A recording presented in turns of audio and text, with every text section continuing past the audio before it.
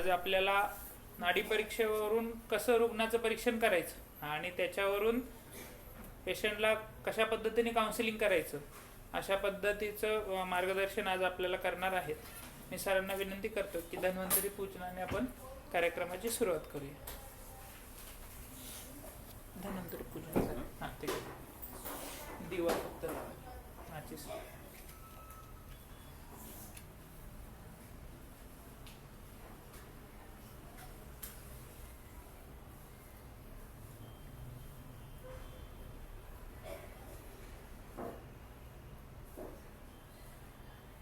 यो विश्वं विदधाति पाति सततं संवारयस्यं जसा सृष्ट्वा दिव्यमहोषधिष्य विविधा दूरीकरोत्या मया विभ्रानो जलिना चकास्ति भुवने पीयूषपूर्णं घटं तं धन्वन्तरीरूपमीशममलं वन्दामहे श्रेयसे वन्दामहे श्रेयसे वंदामहे श्रेयसे. मी सरांना विनंती करतो की व्याख्यानाला सुरुवात करायची.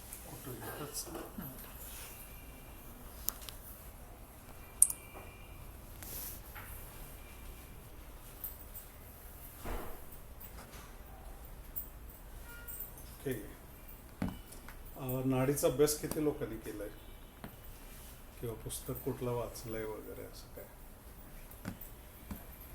हा नाही ना?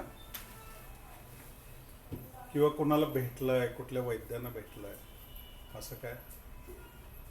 नाडीसाठी कोणाला भेटलेलं नाही आहे? ओके. नाडी वैद्य बनण्याची कुणाची इच्छा आहे? नाही? हा, नाडी वैद्य बनण्याची इच्छा आहे का कोणाची? काय माहिती आहे का नाडीबद्दल कोणाला? काय थोडस तरी? तुम्ही फर्स्ट इयरला नाही ना? नक्की मग बोला ना, चर्चा केली तर होईल लेक्चर चांगलं. नाही तर म्हणजे लेक्चर तुम्ही कॉलेजमध्ये बरेच अटेंड केले असते. कॉन्व्हर्सेशन पाहिजे आपलं, तर तुम्हाला ते डीपली लॉंग टर्म साठी लक्षात राहील. नाडीबद्दल काहीतरी माहिती आहे असं कोण आहे का तुमच्यापैकी? कधी इंटरेस्ट न केलंय किंवा ज्याला बनायची इच्छा आहे असं काय आहे? हा, मग बोला ना. बर, ते पुस्तकातलं झालं. प्रॅक्टिकली काय गोष्टी?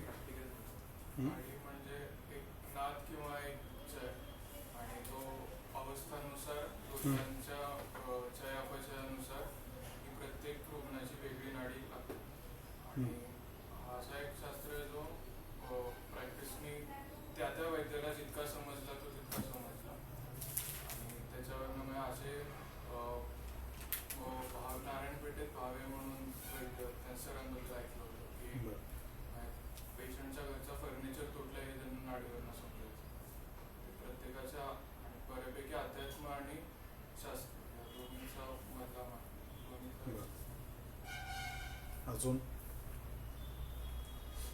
तर बेसिकली आपल्याला सगळ्यांनी समजून घेतलं पाहिजे नाडी म्हणजे एक्झॅक्टली काय, आणि मग आपल्याला त्याच्यातून पुढं जाता येईल. तुम्ही पुस्तकात वाचू शकता. सत्यदेव वशिष्ठ यांचं पुस्तक आहे, इंद्रदेव यांचं आहे, नाडी तत्वदर्शन आहे, रावणीकृत आहे, त्यानंतर शारंगर संहितेत आलंय, आणि जुन्या बृहत्रयीमध्ये अगदी त्याचे पुसटशे उल्लेख आहेत, फार नाही आहेत. ओके. पण ह्या अलीकडच्या काळामध्ये नाडीचं महत्व वाढत गेलं. पण अष्टविध परीक्षेसोबत नाडी परीक्षा हे सांगितलेलं. फक्त नाडी परीक्षा कुठंच सांगितलेलं नाही. अष्टविध नाडी परीक्षा. नाडीला महत्व का? तर त्याच्या मागे एक ग्लॅमर येतं. अरे काहीतरी आपलं न हे करतं सांगितलं. नाडी ह्याच्यासाठी बघायची असते का? नाडीवर हात ठेवायचा आणि म्हणा काल तुम्ही पनीर खाल्लं होतं, मागच्या महिन्यात तुम्ही साबुदाणा खाल्ला होता, असं काहीतरी सांगितलं जातं. किंवा तो आत्ता म्हटलं की त्यांच्या घरी फर्निचरचं हे झालं होतं, तर हे ठोकताळे असतात. साधारणतः पेशंट आपल्या ओळखीचा असतो, बऱ्याच गोष्टी घडत असतात आजूबाजूला आणि ते सगळेच ठोकताळे लागू पडतात असं नाही. देव किती वेळा प्रसन्न होतो? हा, मग कुठेतरी एखाद्याला प्रसन्न झालेलं तेवढंच ऐकत नाहीत. बाकीचे लोक काय वेडे असतात का? प्रसन्न करून घेत नाहीत. लाईक दॅट भूत दिसलं का? हा, तर कुठेतरी एखाद्या वेळी दिसलं होतं भूत बाबा, असं काहीतरी ह्याच्यामध्ये होऊ नये म्हणून नाडी वैद्य होत असताना बऱ्याच गोष्टींची प्रॉपर काळजी आणि माहिती जर आपल्याला असेल तर आपण व्यवस्थित नाडी परीक्षेमध्ये पारंगत होऊ शकतो. लक्षात आलं का? त्यासाठी अष्टविध परीक्षा सोबतच नाडी बघायची हे आपल्याला समजून घेतलंच पाहिजे. तर पहिलं तर नाडी म्हणजे काय? तर पल्स म्हणजे कुठली पल्स? जी आपल्याला स्पर्शगम्य बॉडीच्या बाहेर लागते. आपल्याला दोन्ही हाताला लागते, ग्रीवेच्या ठिकाणी लागते, गुल्फ संधीच्या ठिकाणी लागते, अशी पल्स. आणि जिथं जिथं आपल्याला धडधड जाणवते, अगदी हृदयावर हात ठेवून सुद्धा नाडीचं ज्ञान करता येतं. इव्हन तो डोक्याच्या वर काही ठिकाणी फडफडणाऱ्या नाड्या अचानक आपल्याला जाणवतात, तिथंही करता येतं. नाडी ज्ञान म्हणजे तसं बघितलं तर फार मोठं रॉकेट सायन्स नाही, पण समजून नाही घेतलं, अनुभूत नाही करत गेलो तर हे फार अवघड होऊन बसतं. अवघड होऊन म्हणण्यापेक्षा एकतर आपण अज्ञानी असलेलं परवडतं. याच्यात अतिज्ञान पण चालत नाही, मिथ्या ज्ञानाला तर थाराच नाही. तुम्हाला सम्यक ज्ञानच पाहिजे आणि ते सम्यक ज्ञान हे प्रथमतः तुम्हाला पाहिजे, मग ते तुमच्या रुग्णांना तुम्ही करवून देऊ शकता. तर असा हा प्रवास थोडा थोडा आपल्याला करत जायचा. ह्याच्या आधी नाडीबद्दल लेक्चर कधी ऐकलंय का कोणी? नाही ना? ठीक आहे. मग तुम्हाला मी अगदी झिरोपासून, म्हणजे मी आधी काय विचारलं तुम्हाला, कदाचित तुमची तयारी माझ्यापेक्षा जास्त असेल. कोणतरी इथं छान नाडी वैद्य बसला असेल, मग मला जरा काळजीपूर्वक बोलायला लागेल. काय चुकलं तर तो पकडेल ना, नाही का? हा, तर बेसिकली तसं काही नाही आहे. बेसिकली शून्यातनंच आपल्याला प्रत्येक गोष्टीची तयारी करावी लागते आणि मग आपण एका चांगल्या स्तरावर जाऊन पोहोचतो. कुठलीही गोष्ट आपण ब्लँक माइंडेड कोऱ्या पाटीवर जर लिहून घेतली तर ती परमनंट होत असते. म्हणून आपल्याला त्या पद्धतीनं जायला लागतं. बेसिकली काय, आपलं हृदय किती असतात? 2 हृदय असतात, शिरोहृदय आणि उरोहृदय, बरोबर? आणि शिरोहृदय हे चेतनेचं काम करतं. मी अगदी साध्या भाषेत सांगणार आहे. चेतना, क्रिया, प्रतिक्रिया अशा अनेक संवेदनात्मक गोष्टी, मानसिक, शारीरिक आणि कौटुंबिक, सामाजिक, त्यानंतर भूत, भविष्य, वर्तमान अशा सगळ्या गोष्टीला जोडण्याचं काम शिरोहृदय करतं. आणि शिरोहृदयाची धडधड, शिरोहृदयाला रिप्रेझेंट करणारी गोष्ट कुठली? आपल्याला ती कळते ती गोष्ट कुठली? जी ज्ञान करवून देण्याचा हे करते ती कुठली? तर ज्ञानेंद्रिय. आणि त्याच्यानुसार कर्म करण्याची जी गोष्ट आहे ती कर्मेंद्रिय. आणि या दोघांना जोडणारं जे आहे ते मन, बरोबर? मग जिथं जिथं मन जातं, जिथं जिथं इंद्रिय पोचतात, जिथं जिथं कर्म होतं, त्या सर्व संवेदना, इट मे बी शारीरिक, इट मे बी मानसिक, इट मे बी सामाजिक, कौटुंबिक, आर्थिक, राजकीय, की कुठेही तुम्ही जिथं क्रिया, प्रतिक्रिया, त्यानंतर सगळ्या प्रकारच्या रिॲक्शन्स ज्या आपल्यावर येणार आहेत त्या सगळ्यांचं रिफ्लेक्शन आपल्या शिरोहृदयात उमटत असतं, बरोबर आहे की नाही? त्याच्यानुसार प्रतिध्वनित होणारे विचार तयार होत असतात आणि त्या विचारांना घेऊन आपलं शिरोहृदय आपल्या शरीरातल्या चेतना पण जागृत करत असतं. उदाहरणार्थ आता मी तुमच्याकडे बघत आहे आणि बोलत आहे. बोलत असताना माझी क्रिया जी चालू आहे त्याच्याशी प्रतिक्रिया मी काय देतोय की तुमच्या प्रत्येकाकडे बघून मी जज करतोय की तुम्हाला किती समजतंय, किती नाही समजत, तुम्हाला समजलं पाहिजे, तुम्हाला नेमकं काय हवंय. ह्याच्या अनेक क्रिया प्रतिक्रिया आता माझ्यात चालू झाल्या. हे ऐकून तुमच्यामध्ये किती क्रिया प्रतिक्रिया चालू झाल्या. त्यानुसार त्या प्रत्येक स्टेजला अचानक आता काय झालं, बाहेरून एखादा सर्प आता बरोबर आहे आणि तो चांगला फड्या काढणारा नाग असेल तर तुम्ही काय लगेच क्रिया प्रतिक्रिया बदलल्या की नाही. मग ह्या सगळ्या सिस्टीमला सपोर्ट करत असताना ब्रेन मध्ये जास्त हालचाल जाणवते का आपल्याला. ब्रेन असं फडफड करतो का, पालपेट करतो का, डोकं दुखल्यागत होतं का, असं काय करत असताना. तर त्याचं रिफ्लेक्शन कुठे येतं, हृदयामध्ये. का बरं असं होत असावं. शिरोहृदयाला, शिरोहृदयातल्या प्रत्येक संवेदना, चेतना, प्रत्येक गोष्टीला कनेक्ट, जिथं जिथं तो कनेक्ट होतो त्या प्रत्येक गोष्टीला त्या त्या स्तरानुसार रक्त पुरवठ्याची गरज असते, नरिशमेंटची गरज असते, न्यूट्रियंटची गरज असते. मग त्या रक्त पुरवठ्यामध्ये शुगर पासून अनेक गोष्टी आल्या, त्या प्रत्येक गोष्टीची गरज असते. त्यावेळी तुमचं हृदय ती गरज भागवण्यासाठी त्या लेवलला पालपेट व्हायला लागतं. लक्षात येतंय. एकदम छान शांत चाललंय, तुमच्या हृदयाचं काम बरंचसं कमी, मग ते तसं रिॲक्ट करतं.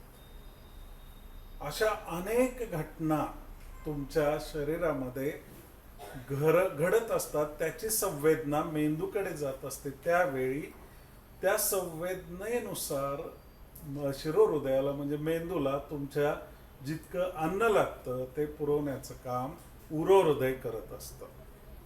उरोहृदय म्हणजे छातीतून हृदय. आणि मग त्यानुसार ते धड धड करत असतं. एवढंच त्याला काम आहे का. तर आपला मेंदू, आपलं शिरोहृदय हे भूतकाळ, भविष्यकाळ आणि वर्तमान काळ ह्या तिन्हींचा बोजा घेऊन धडधडत असतं. प्लस आपल्या हजारो पिढ्यांचा जर्नी आहे, इव्होल्युशनरी जर्नी आहे. आपण कसे बनलो, कुणामुळे बनलो, कशासाठी बनलो, अशा अनेक गोष्टींचं कॅल्क्युलेशन इथं केलं जातं आणि आपलं शिरोहृदय त्यानुसार ऍक्टिव्ह राहतं. आणि त्या प्रत्येक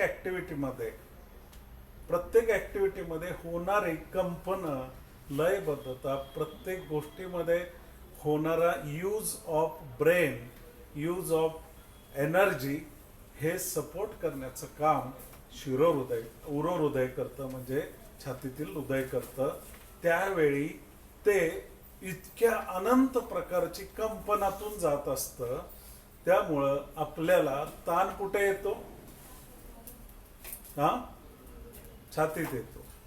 प्रेशर कुठे जाणवतो, धडधड कुठे जाणवते. प्रत्येक गोष्टीचं प्रमाणीकरण जर आपण व्यवस्थित बघितलं, शिरोहृदयाच्या प्रत्येक ऍक्टिव्हिटीला सपोर्ट करण्याचं काम उरोहृदय करतं. त्यामुळं सातत्यानं क्रिया प्रतिक्रिया असो किंवा कुठल्याही गोष्टी असो त्याचं रिफ्लेक्शन हे उरोहृदयावर होतं.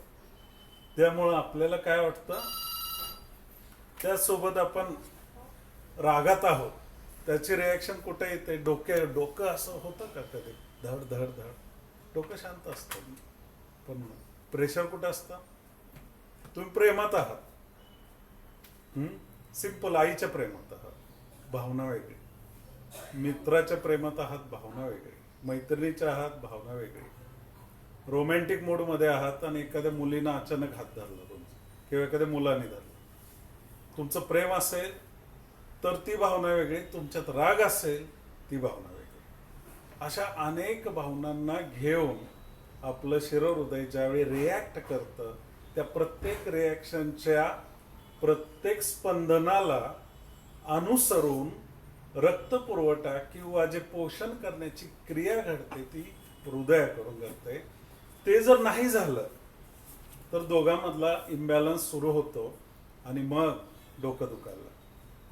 डोकं जास्त विचाराने दुखतं का पोषणाच्या अभावाने दुखतं. पोषणाच्या, ऍसिडिटी झाली, छातीत दुखतं का जास्त डोक्यात दुखतं. म्हणजे ह्या पोषणाच्या अभावाने इकडे दुखतं, रसक्षयामुळं इकडे दुखतं. लक्षात येते का किती डिफरंट आहे काम. ह्याचं काय आहे, चेतनेचं. चेतनाच्या कुठल्या संस्काराने इथं काय होत नाही. इतकं याला सेफ ठेवण्याचं काम, इतकं परफेक्ट ठेवण्याचं काम उरोहृदय करतं. पोटात गॅस झाले, छातीवर ताण आहे, डोक्यातले विचार काय होतात, कॉन्सन्ट्रेटली तुम्ही त्याला रिॲक्ट करू शकता का? पोटात ॲसिडिटी आहे, तुम्हाला राग चिडचिडपणा यायला लागतो, बरोबर? त्यावेळी हृदयाचं कंपनं त्या ॲसिडिटीला पण मॅनेज करायचं आहे, मेंदूला पण मॅनेज करायचं, डबल काम. ॲसिडिटीमुळं हृदयाकडे, शिरोहृदयाकडे जाणारा रक्तपुरवठा ज्या पद्धतीचं अन्न घेऊन जाणार आहे तो बॅलन्स चुकतो. आणि मग अशा ह्याच्यामध्ये ह्या नाडीचं गणित बदलायला लागतात. हे सगळं रिफ्लेक्शन, ही सगळी रिॲक्शन, ही सगळी कंपनं मोजणं म्हणजे नाडी बघणं. आता तुम्ही म्हणाले इतकं काय काय काय, वर्तमान, भूत, भविष्य, सकाळ, दुपार, संध्याकाळ, पोटातली कळ, नको त्या गोष्टीची रिफ्लेक्शन नाडीत कशी मोजायची, बरोबर? पूर्वीच्या काळामध्ये काय होतं की प्रत्येक सिस्टम, प्रत्येक गोष्ट प्रत्येकाला वाटून दिली होती. म्हणजे जातीनिहाय असो, धर्मनिहाय असो, कौटुंबिक असो, प्रत्येक गोष्ट जबाबदाऱ्या प्रत्येकाला होत्या. त्यामुळं त्या काळात होणारे जे आजार होते ते फार पर्टिक्युलर होते. म्हणजे पावसाच्या पाण्यात, पावसाळ्यात भात लावणीची काम केलं आणि वर्षभर न कळत तेच काम त्या स्त्रीच्या मागे असेल तर तिला अमवात होईल, बरोबर? आत्ता अमवात होण्याचे जर पेशंट पाहिले तर निदान परफेक्ट नाही सापडत.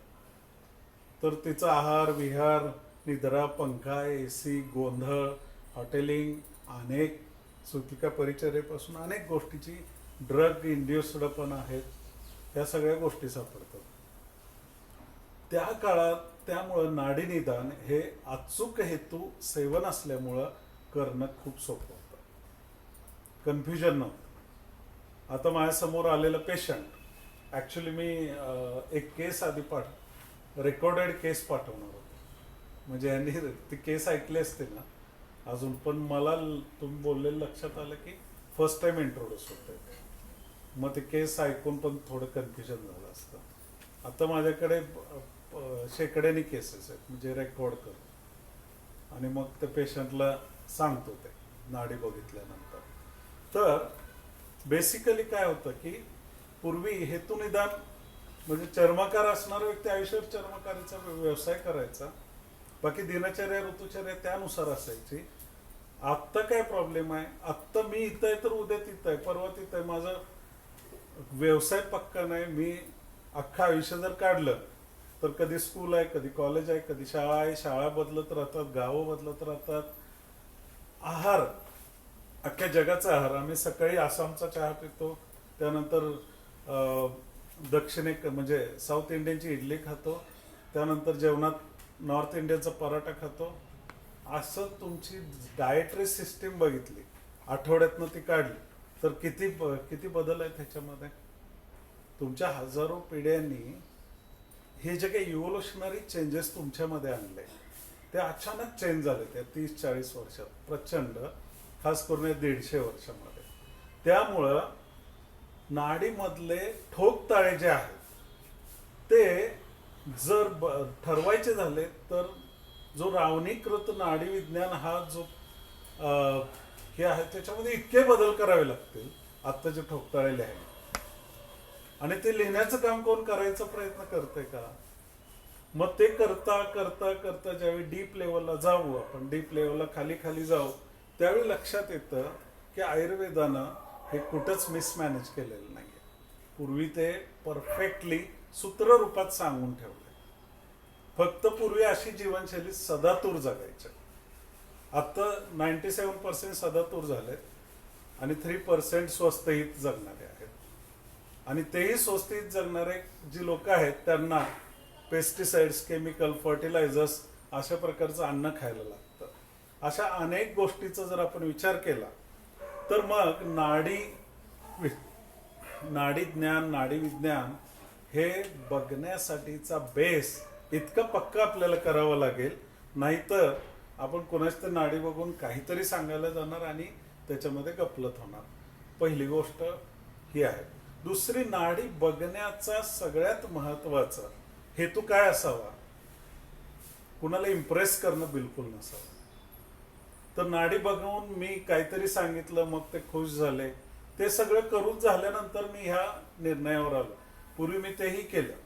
मी पूर्वी खूप ऐकलं, नाडी तज्ज्ञ एक्झॅक्टली सांगतात 3 दिवसापूर्वी इतक्या वाजता तुम्ही वडापाव खाल्ला म्हणून असं झालं, बरं का.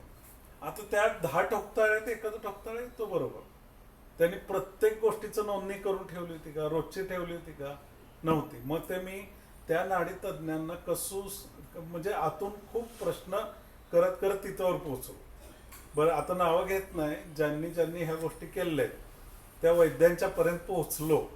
त्यावेळी लक्षात आलं की बेसिकली आपला पेशंट इतक्या वेळा फॉलोअपला ज्यावेळी येतो त्यावेळी त्याच्या सवयी बारीक सारीक माहीत असतात आणि त्याचे त्या अष्टविध परीक्षा, त्या पेशंटची बोलण्याची जी पद्धत आहे, ह्या सगळ्यावरनं काय अंदाज बांधता येतात आणि ते नाडीशी मॅच झाले की असं बोलता येतं. अशा गोष्टी घडायला लागल्या. मग लक्षात आलं की ह्याचं परफेक्ट आपल्याला अजून व्यवस्थितपणे फिल्ट्रेशन झालं पाहिजे. हे झालं वरवरनं सगळं. मग हे करत असताना वैज्ञानिक आणि आयुर्वेदोक्त वैज्ञानिक शास्त्रीय ढाचा आहे का कुठे? तर बृहत्रयीमध्ये अगदी थोड्या प्रमाणात सांगितलंय. लघुत्रयीमध्ये खास करून शारंगधर संहिता थोडं थोडं त्याच्यात पण आलेलं आहे. मग नाडीचे खास ग्रंथ आहेत, त्याच्यामध्ये सगळं बघितल्यानंतर दूत नाडी, हे नाडी, स्वप्नांची वगैरे बघितलं तर तुमचं डोकं फिरायची वेळी येईल, अशा पद्धतीचं कन्फ्युजन आहे. आता दूत नाडीबद्दल जर आपण बोलायचं झालं तर तो दूत त्याच जातीचा असावा किंवा त्यापेक्षा उच्च कुळातला असावा, तो सज्जन असावा, अनेक गोष्टी सांगितल्या. म्हणजे कुठून तरी निरोप आलाय की असा असा रुग्ण आहे, त्याला सर्पदंश झालाय आणि तो मला बोलवलाय. तर अशा वेळी आता तो प्रकार आहे का? आता तो फोन येणार आहे. मग बरेच वैद्य फोनवरनं पण हे करतात. मी स्वतः रुग्णाचा फोन आला तर त्याच्या आवाजावरनं त्याचे बऱ्याच गोष्टी परफेक्ट सांगतो आणि मग ते सांगितल्यानंतर त्या रुग्णाला आश्चर्य वाटतं, तुम्ही नाडी बघितलं, नाडीतलं कसं काय सांगितलं? मग आता हे काय? तर आपलं हृदय ज्यावेळी धडधडतं त्यावेळी आपल्या, बघा मगाशी आपण अष्टविध नाडी परीक्षा ज्यावेळी म्हटलं त्यावेळी आपल्या नेत्रामध्ये हृदयाचं अस्तित्व आहे रक्त पुरवठ्यामुळं. त्यानंतर आपल्या मलमूत्र ह्याच्यावरून आपण त्या पद्धतीचा विचार करू शकतो. शब्द, स्वर हे प्राणाशी, प्राण व स्त्रोतसाशी निगडीत असणारा स्त्रोतस आहे. तर तुम्ही ज्या पद्धतीनं बोलता त्या पद्धतीनं तुमच्या नाडीचं म्हणजे तुमच्या हृदयाची गती, वेग आणि हे कसं असेल हे ओळखता येतं, लगेच ओळखता येतं. त्यामुळे पेशंट एंट्री ज्यावेळी करतो त्यावेळी त्याचा चेहरा, त्याची चालण्याची लकब, त्याची देहाकृती, चेहऱ्यावर असणारं तेज, डोळ्याखाली काळी वर्तुळे आहेत का, अनेक अगदी केस विंचरण्याची पद्धत, अशा अनेक गोष्टी समोर आल्या की लगेच त्याचा अर्ध डायग्नोसिस होऊन जातो.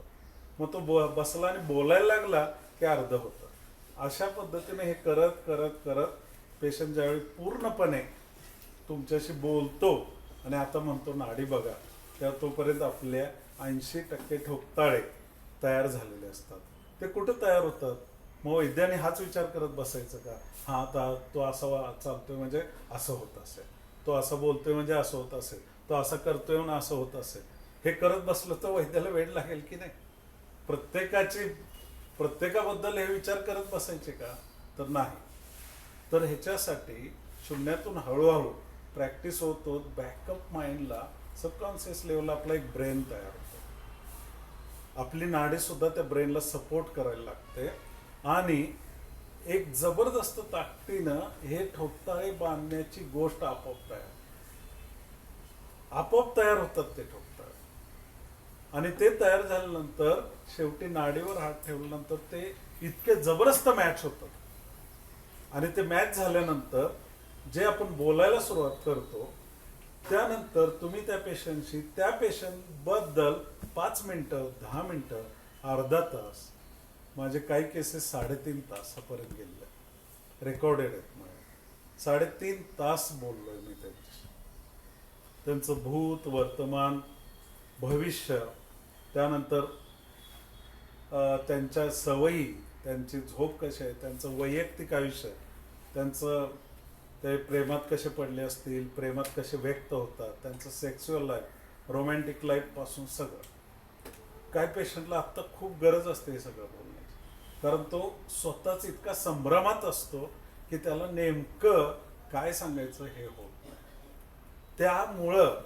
त्यामुळं पेशंट 80 ते 90% तिथं बरा होतो, कारण फ्री असोसिएशन, त्याचं मन 24 तास त्याच्याशी बोलत असतं.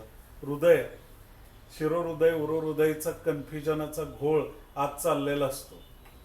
आपलं शरीर आहे, आपलं मन आहे, आपला आत्मा आहे, बरोबर, त्याच्यासोबत आपण 24 तास राहतो. तर ह्या शरीराची, मनाची आणि आत्म्याची सगळ्यात जास्त ओळख कुणाला असायला हवी? आपल्याला असायला हवी का डॉक्टरला का वैद्याला?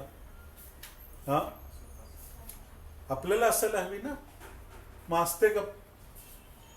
पुढं आलेला पेशंट इतका कन्फ्युज्ड असतो, त्याला प्रत्येक गोष्ट सांगताना एवढं कन्फ्युजन होतं, आणि ते सगळं कन्फ्युजन जे आहे ते घेऊन तो तुमच्या समोर बसलेला असतो.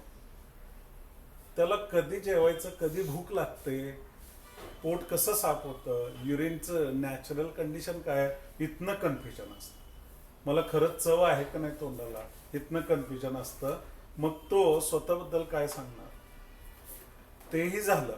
त्याच्या पुढं जाऊन आपण एक थेंब रक्ताचं बनवू शकतो का आपल्या?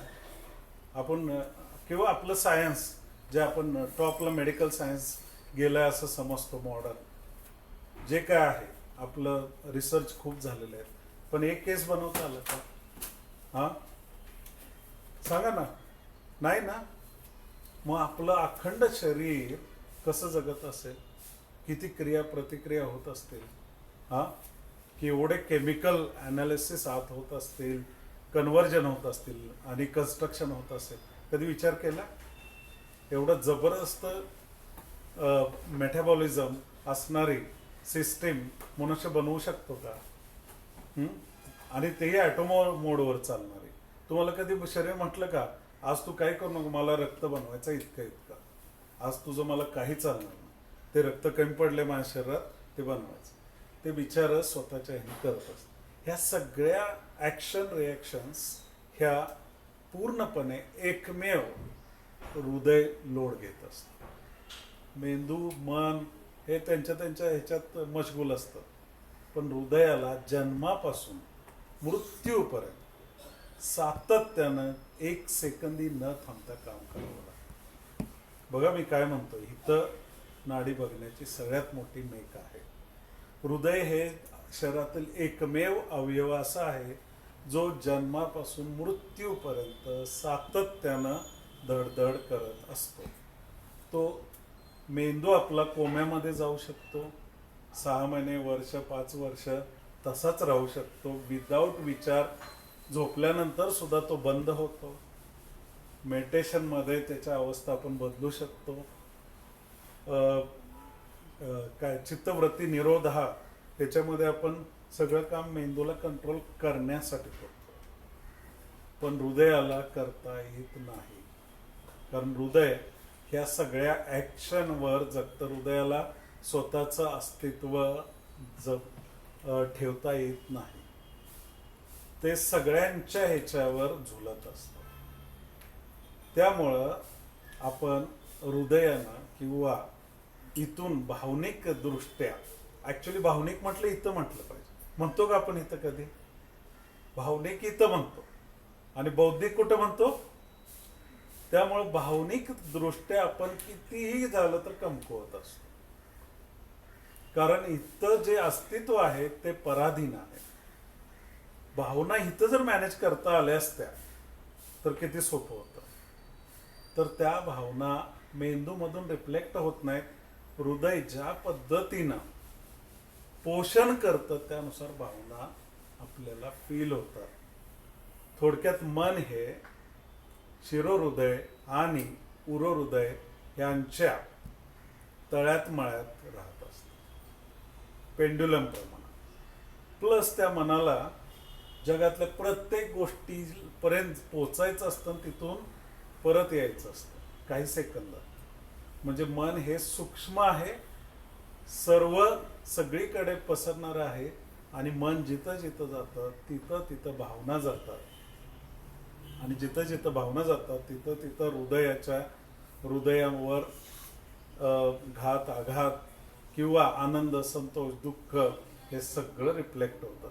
त्यामुळं नाडी बघताना सुख आणि दुःख, नाडीचा पहिलाच श्लोक आहे, सुख आणि दुःख जिथं मोजायचं असतं मोजलं जातं आणि आपलं जिवंतपणाचं लक्षण मोजलं जातं तिथं नाडी बघणं होतं. आता आपण नाडीविषयी थोडंसं शास्त्रीय हे बघू.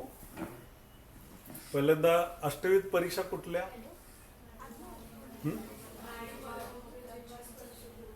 ओके, दृक आकृती. त्याच्यामध्ये नाडी पहिल्यांदा जरी आली तर माझ्या अनुभवानुसार सांगतो नाडी शेवटी बघायची. नाडी बघण्याच्या आधी पद्धत सांगतो. पहिल्यांदा रुग्णाच्या हॅबिट्स, गुड हॅबिट्स मध्ये हॉबीज पहिल्या बघायच्या सगळ्या, मग हॅबिट्स बघायच्या सगळ्या, म्हणजे दिनचर्या, त्याच्या ऋतुचर्या, दिवसभर काय करतो. पहिल्यांदा हॉबीज का बघायच्या? त्याला इंटरेस्ट डेव्हलप होतो तुमच्याबद्दल आणि तो चांगला पॉझिटिव्हली तुमच्याशी कनेक्ट होतो आणि हॉबीजवर बोललं की सगळ्यांना आवडतं. मग हॅबिट्सकडे जायचं. लगेच सकाळी उठल्यावर काय करतं हे म्हटलं की लोकांना आवडत नाही. त्याच्यापेक्षा हॉबीजवरनं हॅबिट्सवर जायचं. हॅबिट्सवरनं रुग्णाचं पुढचं जे आहे अल्ट्रेशन म्हणजे प्रकृतीकडे जायचं. पहिल्यांदा प्रकृती काय निघेल त्याची, प्रकृतीनंतर विकृतीकडे जायचं, विकृतीनंतर ॲडिक्शनकडे जायचं, बॅड हॅबिट शेवटी. असं केल्यानंतर त्याचे सगळे रिपोर्ट्स, त्यानंतर पूर्व व्याधी इतिहास, त्यानंतर फॅमिली इतिहास आणि मग सद्य व्याधी हे शेवटी सगळ्यात विचारायचं. बरं का, नाडी तज्ज्ञांनी हे सगळं विचारायचं. मग तुम्ही नाडी काय सांगणार आहे? काय राहिलं का पेशंटचं विचारायचं? सगळ्या आजाराचं डायग्नोसिस समोर आहे तुमच्याकडे, म्हणजे रिपोर्ट सगळे आले, सद्य व्याधी इतिहास आला, पास्ट हिस्ट्री आली, पास्ट फॅमिली हिस्ट्री आली, त्यानंतर हॅबिट्स आले, सगळं आलं. आता काय राहिलं? हा, आत्ता खरं नाडीचं गणित सुरू. बेसिकली दर्शन स्पर्शन चरकाचार्याने स्पष्ट सांगितलेलं आहे. ह्या गोष्टी तुम्ही हे करू शकता. फक्त नाडी, अष्टविध मधली नाडी फक्त बघू नका. दर्शन, स्पर्शन, प्रश्न आणि शेवटी नाडी. आणि नवीन असताना तर अजिबात नाडीवर कॉन्सन्ट्रेट करायचं.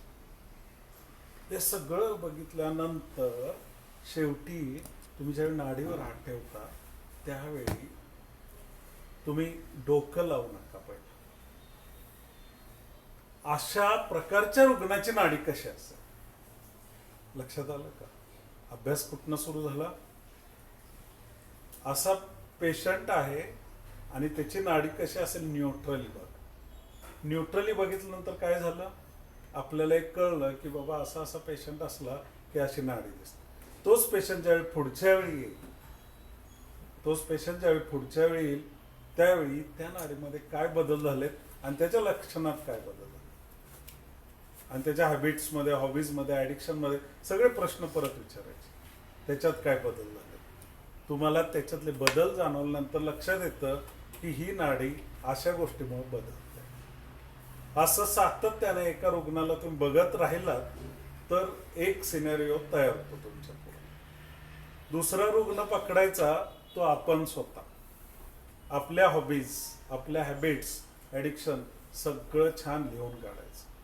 न्यूट्रली आपण वैद्य बनायचं आणि हे सगळं पेशंटला जे करतो ते करायचं. आपले रिपोर्ट्स, आपल्या आजूबाजूचं वातावरण A to Z काय ठेवायचं नाही. आतमध्ये काय राहिलं नाही पाहिजे. हे सगळं लिहून काढायचं आणि मग आपली स्वतःची नाडी बघायची. म्हणजे अशा व्यक्तीची नाडी अशी असते. मग नाडी दिवसातनं 2दा 3दा 5दा 10दा प्रत्येक ॲक्शनच्या वेळी रिॲक्शनच्या वेळी बघायची. म्हणजे सातत्यानं तुम्ही ज्यावेळी स्वतःला बघत जाता, मग आपल्या शेजारी घरात कोण कोण आहेत, आपले मित्र आहेत, मंडळी आहेत, असं बघत जायचं. पण मी नाडी बघून तुला काहीतरी सांगतो म्हणून नाडी कधी बघायची नाही. हळूहळू तुमचं सिंक, तुमच्याशी नाडी इतकी सिंक व्हायला लागते की हळूहळू तुम्हाला आधीच कळायला लागतं. पण तरीही कळवून नाही घ्यायचं, हा ते दिसलं म्हणून मला नाडी अशी लागली. बी ऑनेस्ट विथ युअर नाडी परीक्षा खूप महत्वाचं आहे. सातत्यानं काहीतरी चमत्कार म्हणून नाडी शिकू नका. तुम्ही खड्ड्याचा दॅट्स ॲडिक्शन होईल. ते तुमची नाडी हे हॉबी झाली पाहिजे, हॅबिट झाली पाहिजे, ॲडिक्शन नाही झालं पाहिजे. लोकांचा प्रॉब्लेम काय होतो, नाडीत जर मी आज बरोबर नाही बोलू शकलो तर त्यांना डिप्रेशन आहे. इथं डिप्रेशन आणि फ्रस्ट्रेशन याचा काही संबंध नाही, कारण मी नाडी हॅबिच्युअली बघतो. माझं सिंकिंग आपोआप होतं, मी विचारच करत नाही नाडी बघताना. मी नाडी बघितलं की सगळं सिंक होतंय आणि आपोआप सुरू होतं. एक वेळ अशी येते की डोळे झाकून जरी ना पेशंट आला, त्याला काही नाही विचारता नुसतं नाडीवर हात ठेवला, सगळं सिंकिंग व्हायला. त्या पेशंटनी खरंच हिस्ट्री दिली वाटायला लागतं, त्या पेशंटनी खरंच सगळं सांगितलंय. मग ते सगळं समोर पिक्चर येतं आणि ते तुमच्या काय होतं नेमकं बरं, हे किती जरी केलं तर आपला ब्रेन जो आहे तो काही पर्सेंट आपण वापरतो. पण तुमच्या आयुष्यातल्या हजारो जेनेटिक्स, बरं का, हजारो पिढ्यातलं जेनेटिक कोड प्रत्येक सेलवर असतो. आणि त्या प्रत्येक जेनेटिक कोड हा न्यूक्लियस वर असणारा DNA RNA वर असणारा हा समग्रपणे त्या मेंदूवर छापलेला असतो. त्या मेंदूला तुमच्यासाठी बनवलेलं नसतं, तर तुमच्या शरीर मन आत्मा जे आहे आणि पुढच्या हजारो पिढ्या बनवण्यासाठी जे जे इव्होल्युशन लागतं ते हे करण्यासाठी त्या मेंदूला बनवलेलं असतं. त्यामुळं तो अख्खा जेनेटिक कोड ग्रॉसली सबकॉन्शियस लेवलला आपल्या प्रत्येकाच्या मेंदूवर असतो. तो फक्त ऍक्टिवेट कसा करायचा. तुम्ही क्रिटिसाइज केलं, म्हणजे तुम्हाला एक साधं छान उदाहरण देतो, म्हणजे तुम्हाला लक्षात येईल. प्रेमात पडताना काय काय करावं लागतं बघूया. हा तर विषय तुम्हाला झाला असेल ना अनुभवाचा. हा नाही, प्रेमात कोणच नाही पडलं, अवघड आहे. काय काय करावं लागतं. तुम्ही जर क्रायटेरिया घेऊन एखाद्याच्या प्रेमात पडायचं ठरवलं तर इज दॅट प्रॅक्टिकली पॉसिबल? हा नाही आहे ना, की मला असंच पाहिजे, असे दिसायला पाहिजे, असंच पाहिजे, तसंच पाहिजे. किती क्रायटेरिया. तुम्ही जर ठरवलं एखाद्या तुम्हाला कोण आवडतं तर तुम्ही किमान 100 क्रायटेरिया ठेवा. आणि अचानक एका दिवशी काय होतं, त्या क्रायटेरियात न बसणाऱ्या व्यक्तीवर आपलं मन जाऊन अडकतं, खूप होतं की नाही. मग त्यावेळी काय होतं, सगळं विसरून जातो आपण. ते गेले खड्ड्यात क्रायटेरिया. प्रेम झाल्यावर कसले काय, हा म्हणून त्याला मग लोक म्हणतात ते ब्लाइंड लव्ह आहे. कारण तो अरे असं विचार पण केला नव्हता, तो असं कसं काय तुम्ही मित्राला सांगता अशाच किंवा मैत्रिणीला सांगता, अरे चुकीचं आहे हे सगळं. आपण जो विचार करतो हा खूप कमी असतो. आपण जे क्रायटेरिया ठरवतो हे खूप कमी असतं. आपला मेंदू विश्वातील प्रत्येक गोष्टीतनं तयार झालाय, हजारो पिढ्यातनं. त्याच्यावर सगळे संस्कार आहेत. ऋषी मुनी ते हळूहळू ओपन करतात. म्हणजे काय करतात, तर ते डू नथिंग कडे जातात. क्रायटेरिया सगळे न्यूट्रल करत जातात.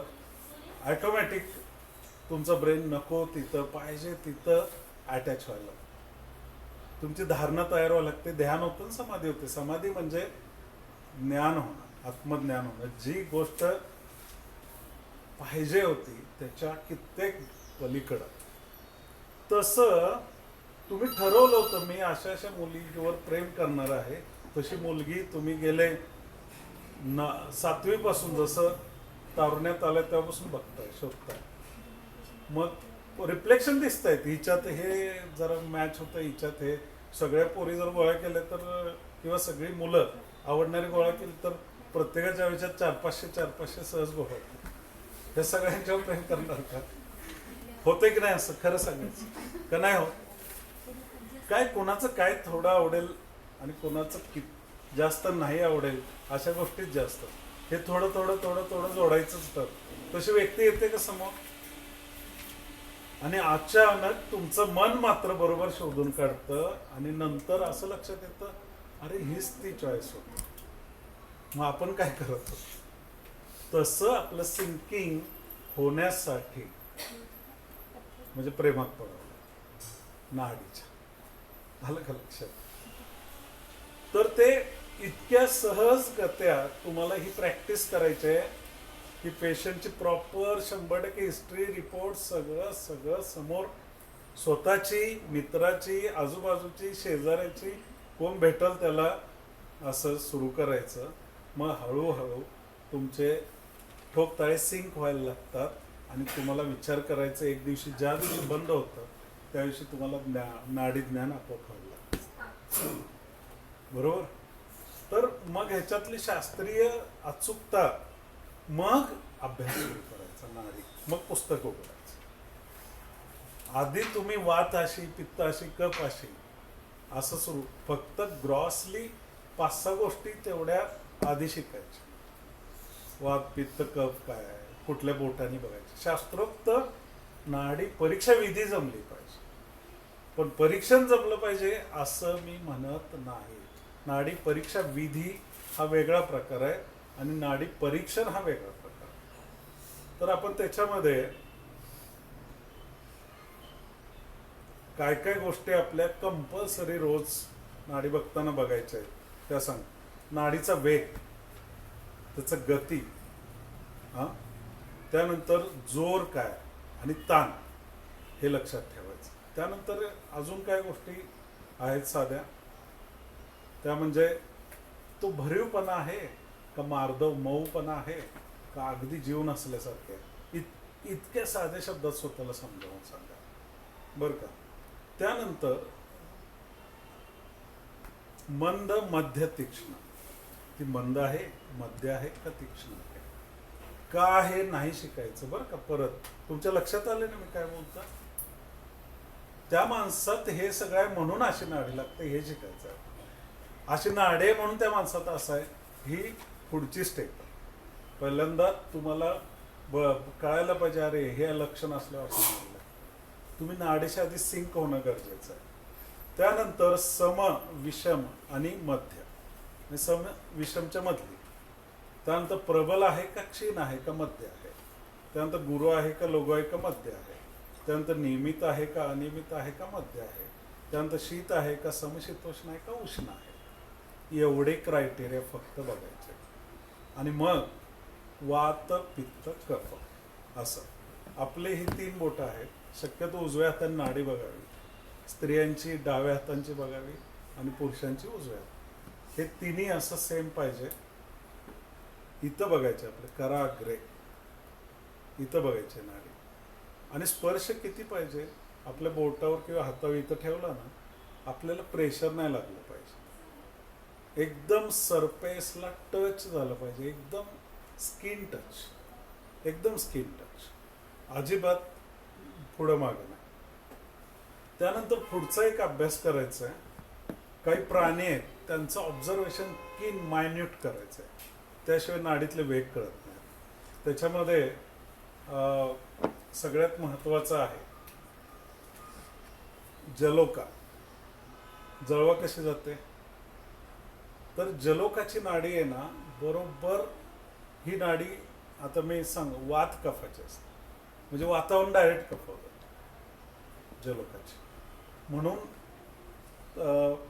जलोका सर्फ नाडी अशी आहे, ती स्किप नाही करत.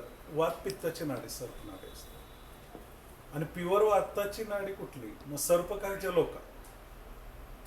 तर सर्प नाडी हे अगदी जो ना सर्प मृतवत नाहीये, त्याची वेग वगैरे सगळ्यात जर आपण हे केलं तर सर्प नाडी ही वाताची असते प्युअरली. त्यामुळे तुम्ही जलोका आणि सर्प अनेक प्रकारचे सर्प पहा. स्नेक, ब्युटी ऑफ स्नेक वगैरे डिस्कवरीवर चॅनल आहे, तिथं तुम्ही सर्पाचं हे बघा. तुम्हाला सर्पाच्या गती, सर्पाच्या अनेक गोष्टी कळून येतील. जलोकाचे व्हिडिओज बघा, प्रत्यक्ष जलोका बघा. त्यानंतर काय बघावं लागेल तुम्हाला, कलिंग म्हणजे गृहचटक म्हणजे चिमणी. आपली चिमणी कशी उडी ते, तर ती पित्ताच्या नाडीमध्ये चिमणी, त्यानंतर कावळा आणि बेडूक हे 3 पित्ताच्या नाडीशी संलग्नित आहेत. आता ते उडी किती दूर मारतात आणि कशी मारतात त्याच्यावर वातपित्त का पित्त कफ हे ठरतं. त्या नाडीत मी आता पर्टिक्युलर नाही सांगत आहे माझ्याकडे, पण तुम्ही कन्फ्युज्ड व्हाल. एकदम बेस लेवलला सांगतोय. फक्त ह्या पक्ष्यांचा अभ्यास करा. कुठले कुठले आतापर्यंत झाले? कावळा, चिमणी, बेडूक, जलोका आणि सर्प यांचा अभ्यास करायला लागा. त्यानंतर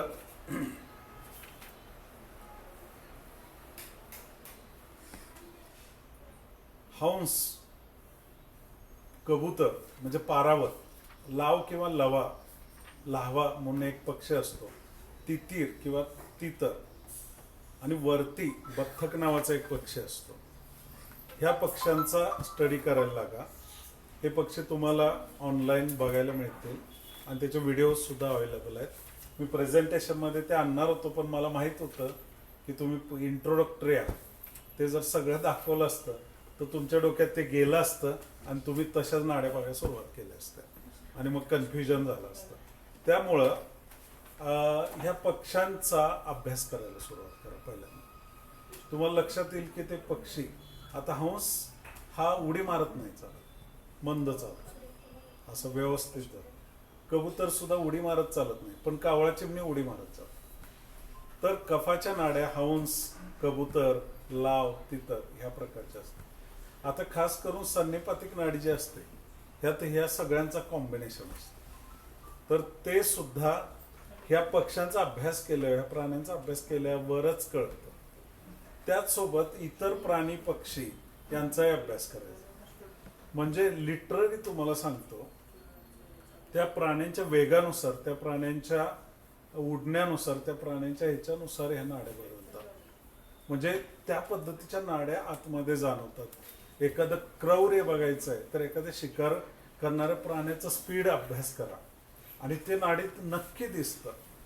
एक पेशंट होता, तो अक्षरशः भयानक गुंड प्रवृत्तीचं, त्याची नाडी बघून मी सांगितलं होतं तुझा हा पूर्वी व्यवसाय होता बाबा. तो प्रेशर अजूनही त्याच्या नाडीत होता, पण तो प्रचंड शांत आला होता, त्यानं सगळं सोडलं होतं. तो कुठल्याही लेवलला अँगलने तुम्हाला गुंड वाटत नव्हता, पण त्याला मी स्पष्ट सांगितलं.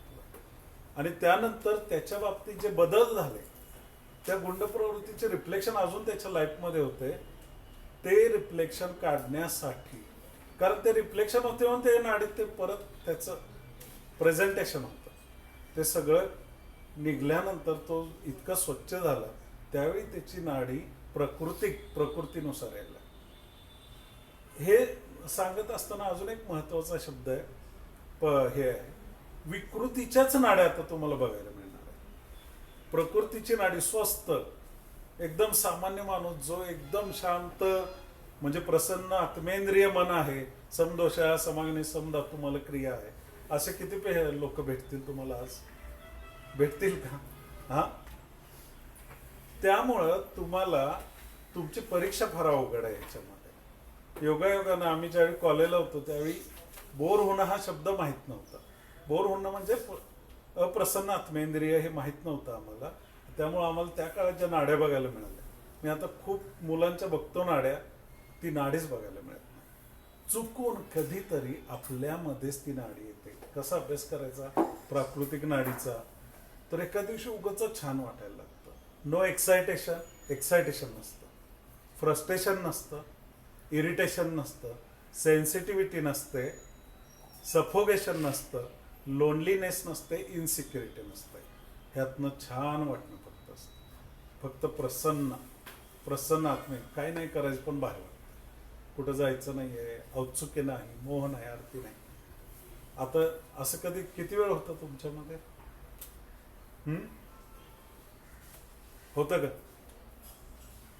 नाही होतं का? होतं ना. खूप कमी वेळ होतं. ते शोधायला ज्या दिवशी लागाल ना तुम्ही, त्यावेळी तुम्ही सुद्धा ध्यानाकडे न ध्यान करता जा. कारण ते भारी वाटणे एकदा जर कळलं ना आपल्याला, तर त्या भारी वाटण्याबरोबर तुमचं भारी वाटणं वाढायला लागतं. आपण शक्यतो त्या भारी वाटण्याला घाबरतो. हे काय मोकळं काय वाटतंय आज, कारण ते मोकळं वाटणंच राहिलं नाही. हे डेंजर आहे, काहीतरी आजार दिसतो.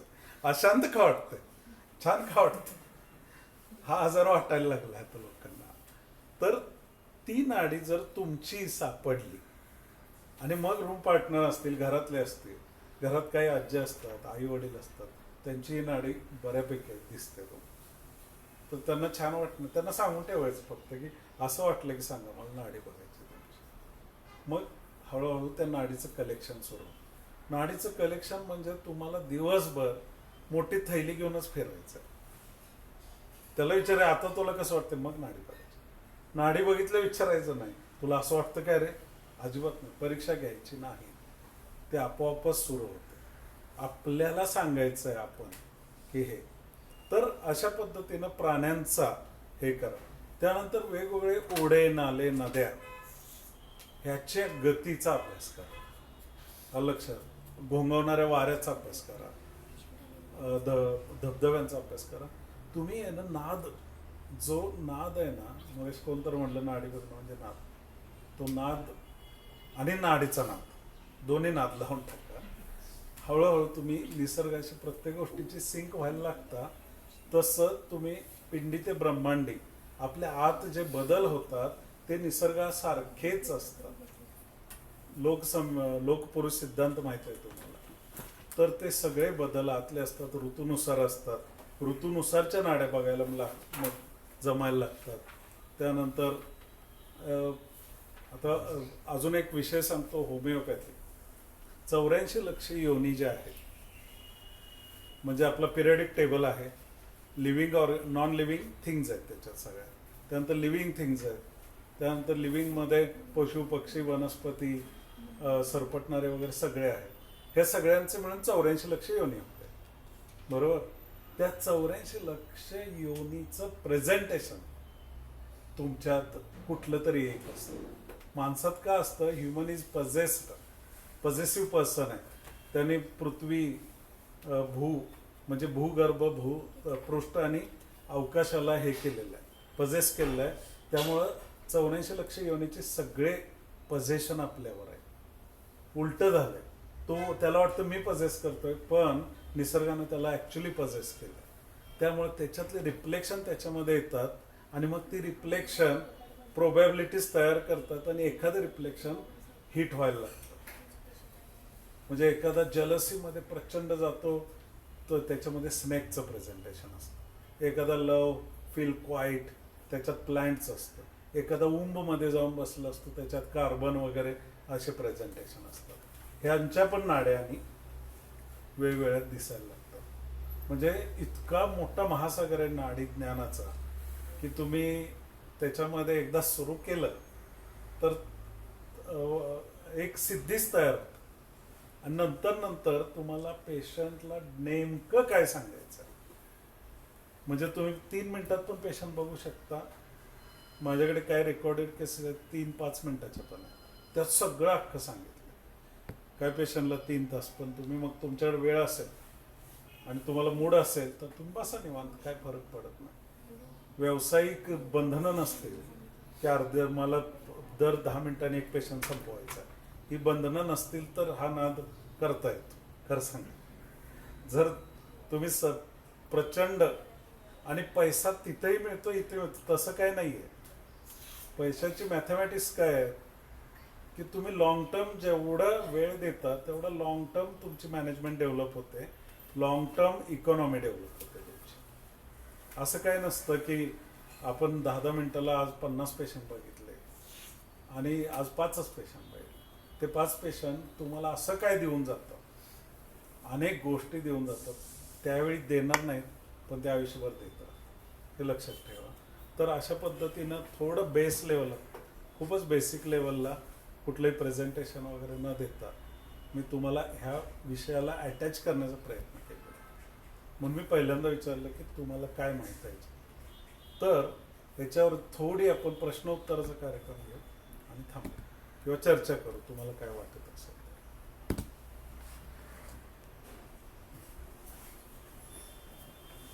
कोणाला काही प्रश्न असतील तर विचारा.